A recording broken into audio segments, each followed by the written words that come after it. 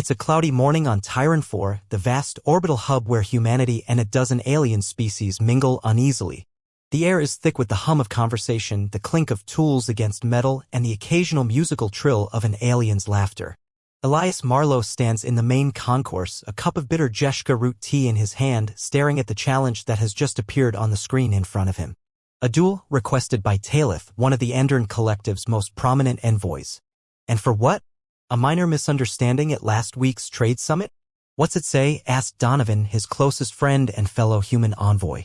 Donovan was broad-shouldered, with a mop of unruly brown hair and a constant look of mild exasperation. Elias took another sip of tea. She's challenged me to a duel. Me? Can you believe that? Donovan leaned closer, squinting at the message on the display. A duel? With Talith? I thought you said you smoothed things over with her. I thought I did too, Elias replied. I apologized for the mix-up with the shipping manifests. Even offered to sit down and draft a new agreement. Maybe she's trying to save face, Donovan suggested. The Anarans are all about honor and appearances. If she challenges you publicly, it might just be a formality. Maybe she doesn't even expect you to show up. Elias gave him a look. Somehow I don't think that's the case. She's the one who handed me that file on Andern customs, remember? I've been reading it all week. It's not just a formality to them, it's serious. Yeah, well, Donovan said, slapping Elias on the back, you're not going alone. I'll be there to help. You? Elias asked, half amused.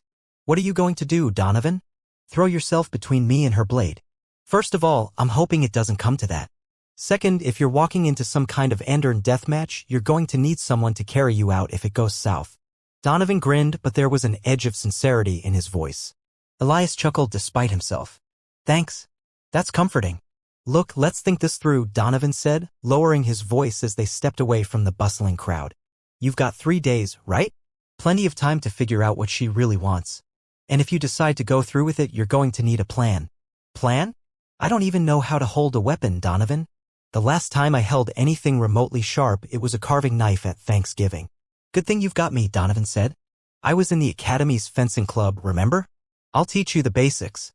At least enough to keep you alive for 5 minutes. Elias smirked. The Academy Fencing Club? That was 15 years ago. And if I recall correctly, you quit because they made you spar against a machine that kept beating you. Details, Donovan said, waving a hand dismissively. The point is, I know which end of the sword to hold. They spent the next hour walking the station's upper decks, trying to piece together what might have led to Talith's challenge. Along the way, Donovan stopped to point out a vendor selling Andern ceremonial trinkets, noting the intricate craftsmanship on display. These people are artists as much as they're warriors, Donovan said. Their culture values form as much as function. Maybe the duel isn't about winning, it's about showing you understand their traditions. Elias frowned. That might be true, but how am I supposed to prove that in a fight? I can't exactly charm my way out of it mid-swing. Why not? Donovan asked. You're a diplomat, Elias. You've got a way with words. Maybe you don't fight her at all. Maybe you talk her down. Elias stopped in his tracks, considering the idea. Do you think that would work? It's worth a shot, Donovan said. But you'll need to convince her court, too. They're the ones who'll judge whether you acted honorably. The idea settled in Elias's mind as they returned to their quarters. He spent the next few days preparing, not by training to fight, but by studying Andern culture, their language, their art, and their customs. Donovan, true to his word, offered pointers on basic stances and movements, though it quickly became clear Elias was no swordsman. What if she doesn't even give me a chance to speak? Elias asked one evening as they practiced. What if she just attacks? Then you do what you can to stay on your feet, Donovan said. But if anyone can talk their way out of a duel, it's you. When the day of the duel arrived, the sunlit concourse was lined with spectators from across the station. Andern delegates stood in their ceremonial armor, shimmering in the pale light. Human diplomats watched from a raised platform, murmuring amongst themselves. The air buzzed with anticipation. Elias stepped forward unarmed. Donovan walked beside him, carrying a ceremonial staff as a symbolic gesture of support. Talith waited on the dueling platform, her blade gleaming in her hand. She looked every bit the confident warrior, her amber eyes fixed on Elias with a mixture of curiosity and disdain. What is this? She asked, her voice smooth and resonant. You come to a duel without a weapon? Elias met her gaze calmly. I come as I am, Talith. I come to talk. A murmur ran through the crowd. Talith narrowed her eyes, lowering her blade slightly. Talk? This is not a negotiation table, human. This is a duel. I know, Elias said. And I respect your customs. But the point of a duel is to prove something, isn't it? To demonstrate strength, skill, and honor. Talith hesitated. Yes. Then let me prove my strength another way, Elias said. Not with a blade, but with understanding. Let me show you that humans are more than warriors and traders. Let me show you that we can build something greater together. The Andern court fell silent. Talith tilted her head, studying him as if seeing him for the first time. Finally, she took a step back, gesturing for the court's attention. This human, she said, her voice ringing out, does not come with steel or fire. He comes with words. Let us hear what he has to say. Elias felt the weight of the moment, but he stood tall. He spoke of humanity's journey to the stars, the struggles and triumphs along the way. He spoke of their first encounters with other species, of alliances formed and lessons learned. He wove stories that highlighted not just humanity's strengths, but their willingness to grow, to learn, and to adapt. Talith listened, her expression unreadable. When Elias finished, she approached him slowly, her blade still at her side. You are either very brave or very foolish, she said quietly. Perhaps both. Elias smiled. Maybe a bit of both. She reached out, placing her hand lightly on his shoulder. It wasn't an attack, it was a gesture of acknowledgement. The Andern court began to murmur again, this time not in anger but in intrigue. This duel is not what I expected, Talith said. But it is one I will remember. As the crowd dispersed, Donovan clapped Elias on the back. Well, you did it, he said. No bloodshed, no death. Just you and that damned smile of yours. Not just me, Elias replied. It was both of us. Thanks for having my back. They walked away from the platform, side by side, knowing they had taken the first step towards something greater, something that could reshape the future for both their people. The aftermath of the duel, or rather, the encounter, left Elias and Donovan in an unusual position. While they had managed to avert violence, the Andern delegation's curiosity about humanity only deepened. Elias's unexpected approach had not only disrupted the duel's traditional expectations but also shifted the dynamics of the station. In the days that followed, Elias and Donovan found themselves in countless conversations with both humans and Narrans trying to make sense of what had happened. So, what do you think her game is? Donovan asked as they walked through the sprawling marketplace on Deck 4. Rows of vendors shouted out their wares, everything from freshly baked Heshna bread to gleaming mechanical components, and the mingling smells and sounds created a lively chaos.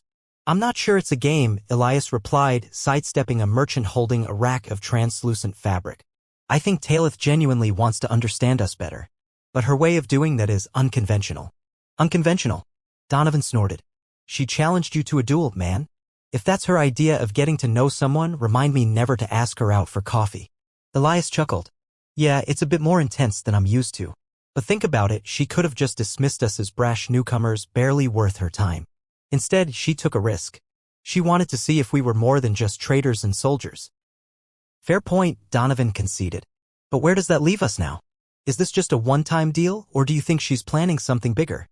Before Elias could answer, a familiar figure approached them, Kellen Breyer, a human diplomat who had been stationed on Tyran 4 long before Elias arrived.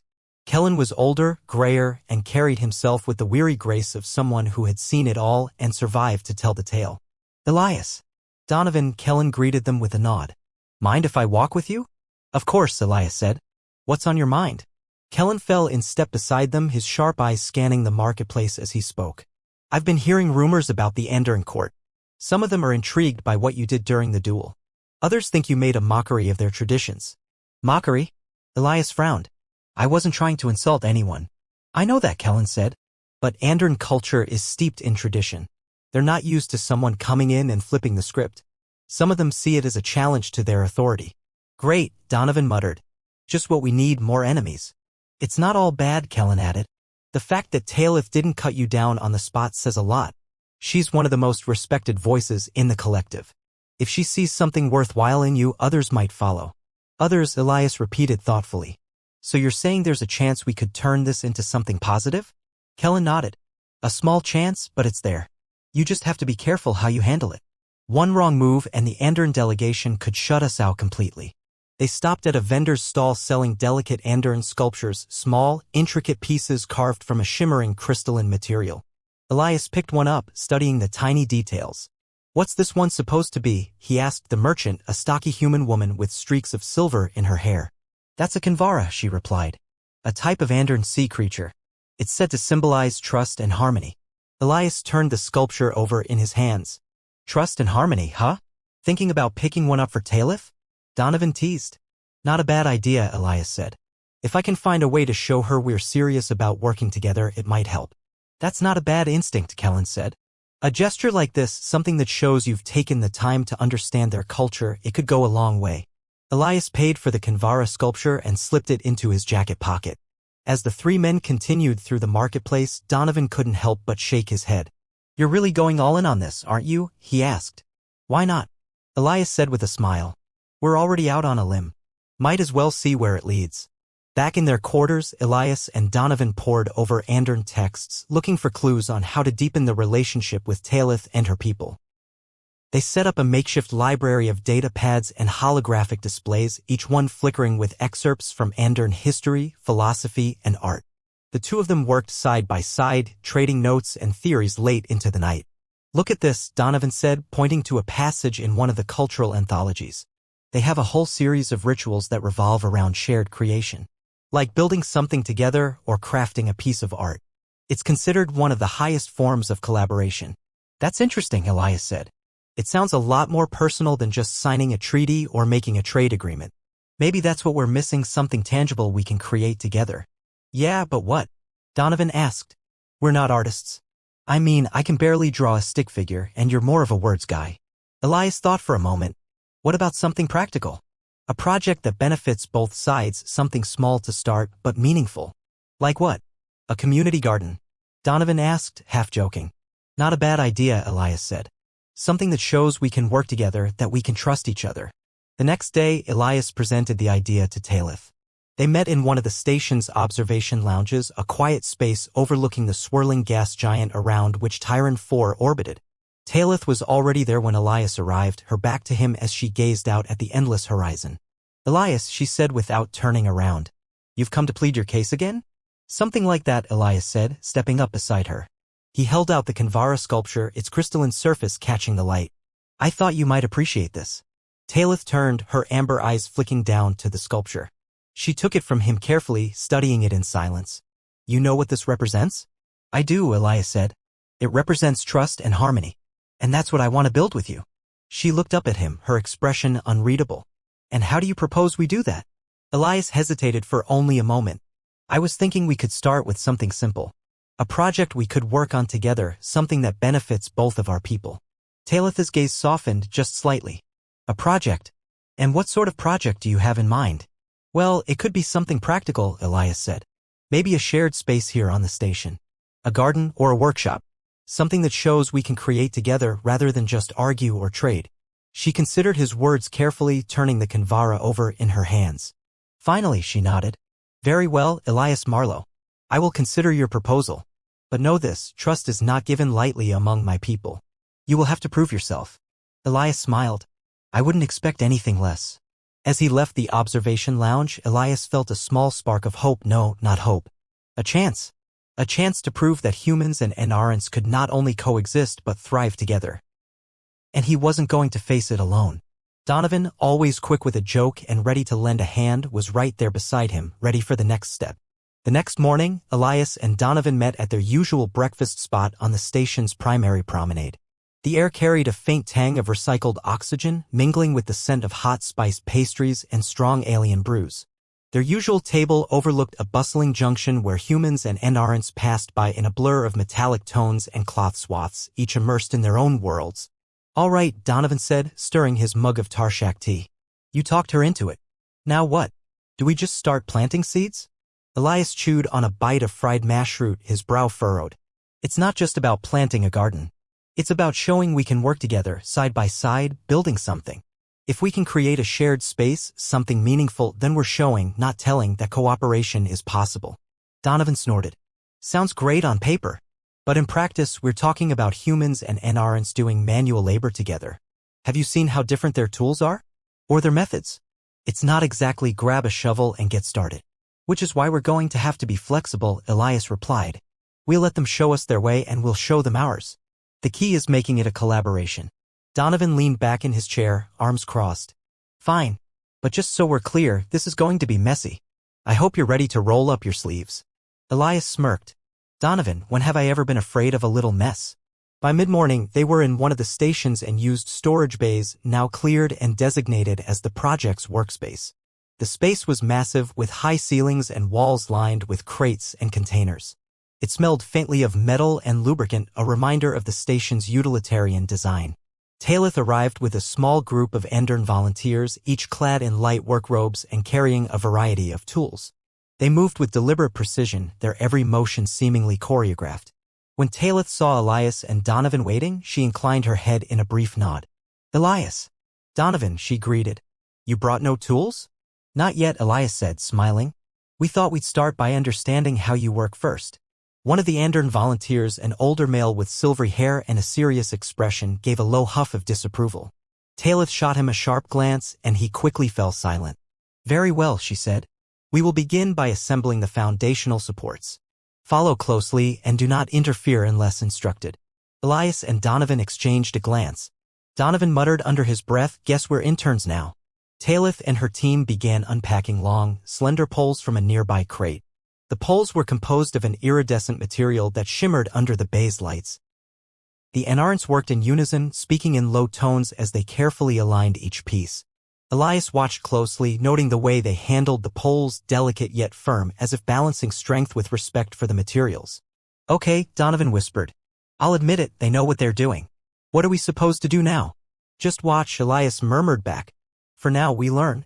After a while, Talith approached them. "You have seen how we handle the supports. Now show us how your people would do the same." Elias blinked, caught off guard. "You want us to right now?" Talith tilted her head. "Is that not the point of this collaboration? To share our methods? Unless you feel unprepared." Donovan stepped forward with a grin. "Unprepared? Nah. Let's show you how humans handle this." He walked over to the remaining poles, motioning for Elias to follow. Together, they lifted one and began maneuvering it into place. The Andern volunteers watched closely, their expressions inscrutable. Elias and Donovan worked steadily, talking through their approach as they went. "Let's balance it here first," Elias said. "Then we'll secure it on the side before moving on." "Sounds good," Donovan replied. "Just make sure it's level." Their movements were less synchronized than the Andarans, but they were quick, efficient, and adaptable. By the time they finished setting up their support, the Andern observers looked on with a mixture of curiosity and quiet approval. Talith approached, inspecting their work. "Your method is straightforward. Practical. Different from ours, but effective." "Different doesn't mean wrong," Elias said, smiling. "Indeed," Talith replied. "Perhaps there is value in examining both approaches." Donovan chuckled. "I'm just glad we didn't embarrass ourselves." The day continued in a similar fashion. Talith's team would demonstrate a step, then Elias and Donovan would show how humans might accomplish the same task. Sometimes their method. EIR techniques, his natural curiosity blending with his sharp sense of humor. "So what's this thing called?" he asked one of the volunteers, pointing to a sleek, multi-pronged tool they were using. "It is a Kintala," the Andern answered. "A tool designed for precision assembly." "And what happens if you use it wrong?" Donovan asked, half joking. "Does it explode or something?" The Andaran's eyes widened. "Explode? No. It would simply fail to function." "Well, that's a relief," Donovan said, grinning. "I'll stick to the human toolbox, just to be safe." By late afternoon, they had completed the foundational framework.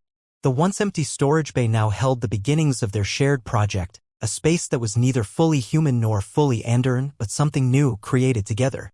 The air was filled with the sounds of conversation, laughter, and the occasional clink of tools. Elias could see the subtle shift in the Andaran's demeanor. They were still formal, still precise, but there was a warmth now, a hint of camaraderie that hadn't been there before. As they wrapped up for the day, Talith approached Elias and Donovan. "You have shown adaptability. Ingenuity. These are traits we value. We've learned a lot from you too," Elias said. "This is just the beginning. Tomorrow, we keep building." Talith's gaze lingered on him for a moment before she nodded. "Tomorrow, then." As they made their way back to their quarters, Donovan let out a long sigh. "That went better than I expected. No arguments, no fights, just work. Real, honest work." "Yeah," Elias said, his voice thoughtful. "And I think we're starting to earn their trust. One step at a time." Donovan smirked. "Trust is good. But my back is killing me. I'm going to need a hot shower and a stiff drink before tomorrow." Elias laughed. "You earned it. Just don't oversleep. We've got a lot more to do." "Don't worry," Donovan said with a wink. "I'll be there. Bright and early." Together, they walked down the corridor, their steps lighter than before. The future was still uncertain, but they were no longer facing it alone. They had each other, their Andern collaborators, and the beginnings of something truly meaningful. And that was enough. When Elias arrived at the worksite the next morning, Donovan was already there, sitting cross-legged on a stack of supply crates.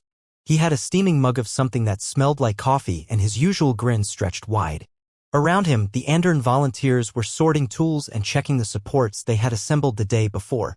Talith stood at the far end of the space, her arms crossed, watching everyone with an intensity that never seemed to waver. "You're late," Donovan called out as Elias walked in. "I'm 5 minutes early," Elias replied, holding up his datapad. "And you, my friend, were apparently too eager to sleep in. Or just dedicated to the cause," Donovan said, standing up and stretching. "We've got a long day ahead, so I wanted to get a head start." Talith turned toward them, her gaze sharp but not unfriendly. "If you are both ready, we will begin." The task for the day was to lay down the first layer of flooring, a material that was both lightweight and incredibly durable, unique to Andern engineering. It came in large panels that locked together seamlessly, but the process required careful alignment and precision. The Anarans approached the job methodically, spreading out in small teams to position each panel before securing them with an intricate tool that seemed to fuse the edges without any visible seams. Elias and Donovan joined the effort, their movements noticeably less refined than their Andern counterparts. It didn't take long before they ran into their first challenge. The human tools they brought weren't compatible with the Andern panels. The Andern volunteers stood to the side, their expressions ranging from amused to mildly exasperated, while Donovan fiddled with a spanner that refused to grip.